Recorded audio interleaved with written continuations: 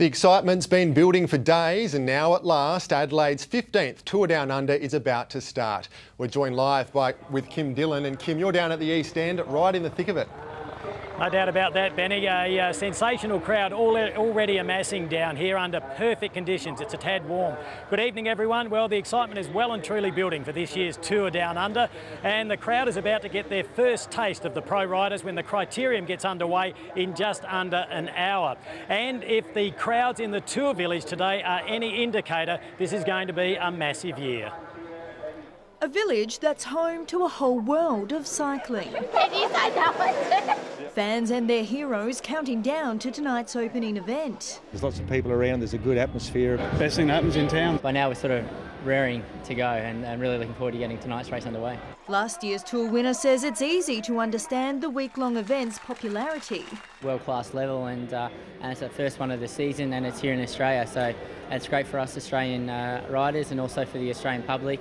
Some expecting even more than last year's 760,000 spectators. I can already see from yesterday's presentation that there's a lot more people that are coming out and supporting the race, and always great to see. So too, the addition of new challenges. I think the most significant change in stage 2, the corkscrew. Steep uphill just before the finish, so I think there'll be a lot of fireworks up there. And this year's tour is set to be seen by more international cycling fans than ever before, being broadcast in a record 169 territories around the world. The opening parade setting the scene for the first riders in the Women's Cup. They'll be followed by the Tour field in the classic road race at 7. Elise Baker, 9 News. Well, it's not quite the Tour Down Under, but it's left hundreds of cyclists just as weary. The Ride Like Crazy was held today, raising thousands of dollars for cancer research.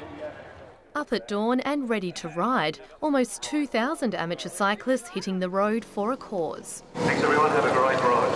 From Unley up the freeway to the Adelaide Hills and back. The full length was more than 100 k's, but a half course was also on offer.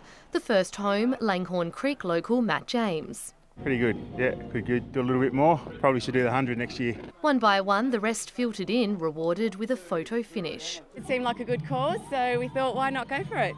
Age no barrier for this 78-year-old. Found the hills hard, but yeah, it was a good ride. The fundraiser is in its 5th year, held in honour of Senior Sergeant Mick Crazy Kerner, who died from a brain tumour.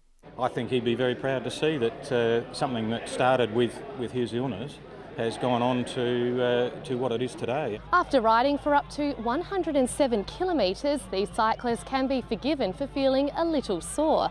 Lucky for them, these volunteers were only too happy to provide some post-race pampering. Now for round 2. Having a rest, then riding home. Jessica Stanley, 9 News.